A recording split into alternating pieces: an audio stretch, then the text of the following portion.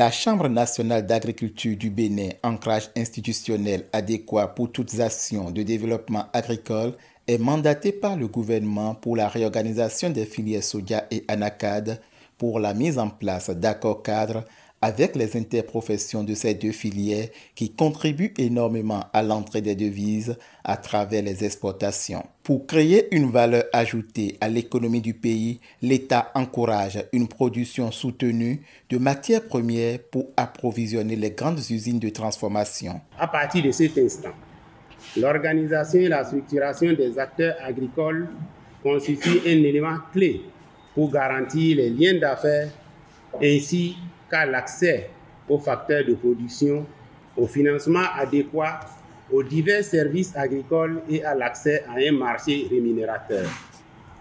Les interprofessions agricoles se révèlent être un moyen propice de gouvernance des OP au Bénin.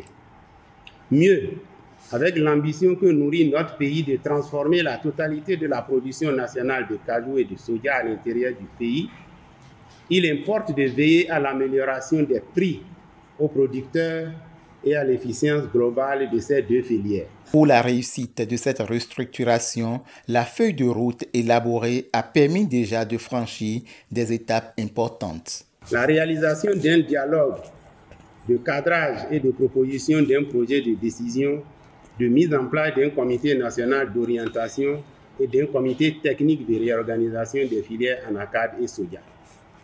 L'organisation à l'intention des leaders agricoles de la FENAPAB, de l'UNAPAB et de l'UNCPS des séances d'information sur des décisions prises au profit de ces deux filières et de pré-sensibilisation en lien avec la feuille de route. La prise d'une note de service portant mise en place des comités nationaux d'orientation et technique de réorganisation des filières soja et anacarde, l'organisation d'une retraite de relecture des textes fondamentaux des coopératives communales et fêtières nationales des producteurs de soja et d'anacarde et du guide de sensibilisation.